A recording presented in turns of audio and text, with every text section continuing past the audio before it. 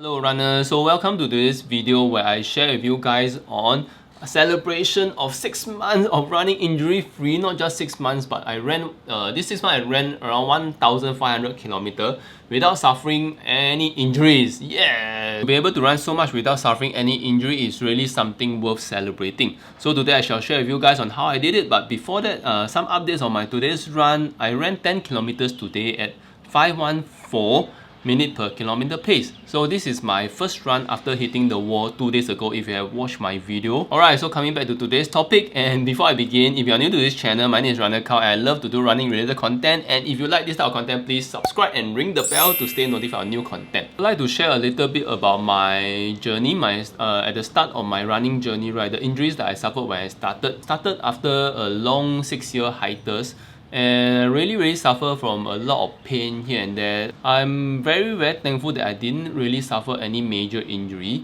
but still quite a few that bother me to the point of I nearly give up running, as I mentioned in my previous video of how running saved my life. A few injuries really stand out, which is the plantar fasciitis and of course the shin splints. I believe a lot of runners also suffer from shin splints. I still remember the last time out where I had an injury. It was in October last year. After resolving my plantar fasciitis problem, which is also called the arc pain, a new problem popped up, which is the shin splints, which really bothered me a lot during that time. I even went to Decathlon to go and buy a pair of compression wear so that to lessen the pain, so that I'm able to keep on running. I'm quite a determined person. Even though I'm suffering from pain, I still keep pushing on because I don't want to drop off and lose the momentum. You know, momentum is very hard to pick up, so I still continue to keep on running, still continue to participate in races, still continue to keep on training. If you look at my mileage, sometime in July I was running a lot in 280 kilometers. Then August I reached somewhat my peak at 316 kilometers. And in September I ran 260 kilometers before in October, after these 3 particular months, which I really cover a lot of mileage. October I start to drop off. It is because there's a lot of pain bothering me during that time. I started running in sometime in May, so along the way from May all the way to September, right, I have a lot of pain, not just in my arm, also in my heel, but also in my what do you call it, quad, hamstring, shin, you name it, like everywhere, even hips, back. But there was one particular pain that was really worrying, to the point of I have some suspicion that I was suffering from a fracture. So the shin is really painful. Every step I take, right, the impact on the shin, there's a sharp pain on my, I believe it's on my left shin. It's always the left side. My left side seems to have more problem than my right. I also don't know. It could be because I'm a left footer. I tend to use more of my left leg from young. So that was when my mileage started to drop off. But I still continue to participate in races. So I still remember wearing that particular compression wear, not just in training, but also I brought it to the race. So my final race with a compression wear, I believe, is the Rail Run 2019 10 kilometer run. That was when, even with the compression wear, I managed to achieve a new PB for my 10 kilometers. So I was running through the pain throughout the whole race. In some way the race is fun, but ironically it's also not fun. I believe that was the injury at its peak. So I knew that sometime in November I need to really do something about this particular pain. If not, I don't think I'll be able to run long term. Thankfully during November, this is when it also coincides with my long holiday where I traveled to Europe for around a month. The time in Europe, right, I was thinking it is time to better lower my mileage, be able to find a solution while still continue to keep on running, but not running so intensely, until I'm able to find something to help me overcome the pain for the long run.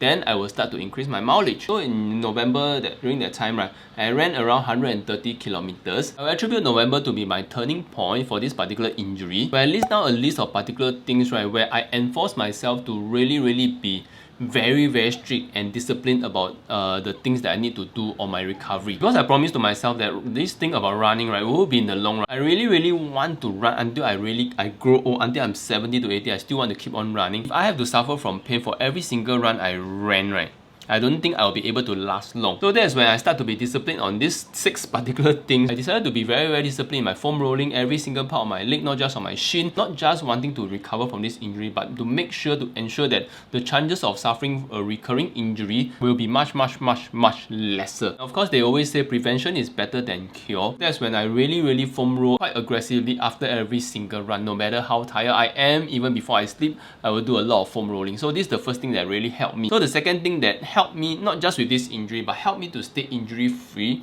for the last 6 months, is every time I have some like discomfort that I believe that might escalate to injury, that have chance to escalate to injury, right, I will go and ice it. So icing is not something I do every day, but when I was very sore in any particular part of my legs, especially my thigh, my hamstring, right, I will bring out my ice pack from the freezer and apply the ice on my leg. Remember, do not apply the ice directly to your legs, but have some ice pack or at least a towel wrap around the ice and go and apply it for around 15 to 20 minutes. Every time I suffer from soreness, sometimes the pain that I feel that is really getting out of control, I will do the icing. The next thing I did well is I also soak my feet into the Epsom salt from time to time. I would say around sometimes 1 time a week, sometimes 2 times a week. And just like icing, where the pain is getting really bad, I'll mix the Epsom salt with a bucket of warm water, stir it, and just soak my leg in it, and it really seems to help as well. So this is the third thing I did. So the fourth thing I did, I will enforce myself to eat fruits and vegetables every single day, no matter what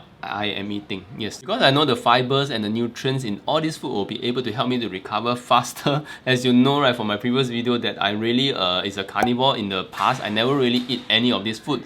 Of course, prior to October, I already have cleaned up my diet quite a lot. But this is when, after October, I really made a determination to include all this food in every single meal. Whether it's a banana, whether it's a papaya, whether it's a watermelon, whether it's a broccoli, whether it's a cabbage, any single type of vegetables, right, I would just consume them like an animal. So the fifth thing I did is what I read online is there are a lot of experienced runners online, right, advising other runners to really eat fast. Eat within eating fast meaning eating within 1 hour after your run, because immediately after your run, this is when your body need the protein, need the nutrients the most. I know that a lot of runners, right, immediately after their run, they'll feel breathless, they do not have the appetite to consume any food. I also find it very difficult to consume food within 1 hour of my run, but I still force the food down my throat because I know it is good for me. So I eat a lot of high protein food during that particular 1 hour time frame. Things like salmon, things like chicken breast, anything that is high protein, right, I will consume it within 1 hour. And it seems to really work, because I no longer feel as sore as I was in the past, right? So of course, number 6, the thing that I preach time and time again is I really level up my core training program. So other than just doing plank, right, I do a lot of variety of different type of plank. I also implement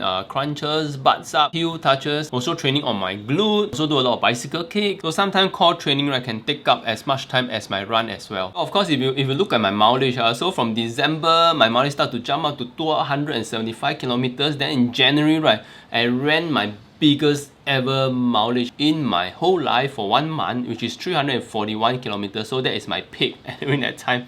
So then the February, that's when the coronavirus situation start to come in, but I still managed to clock in around 264 kilometers, which is still good, and there are still some races and events ongoing that time. So in March, I upped the mileage again to 283 kilometers. I'm able to run so much is because I was really running pain-free during that time. I managed to resolve all my niggling problems through all these discipline methods that I just shared with you just now. Of course, last month is really when the COVID-19 situation really peaked, but I'm still very proud of myself that I'm still able to clock in around 210 kilometers for last month. After really focused and being disciplined in these 6 particular things, right, I have run injury-free for the last 6 months. I've covered, according to Strava, I have covered more than 1,500 kilometers. I would say this is really worth celebrating. Is being able to find a particular set of methods that help me to run injury-free so far. Injury-free means I'm a much more happier runner nowadays. I hope through this video, other than being able to celebrate my mini milestone, I also hope that this sharing will also be able to help fellow runners to be able to stay off injury as well. Okay, so I guess that's all for today's video, and if you learned something from today's video, please give this video a like and subscribe to this channel so they'll stay notified of new content from me. So let's all continue to run pain-free, injury-free, and being disciplined on your recovery efforts just as much as your run, and keep on going and keep on running.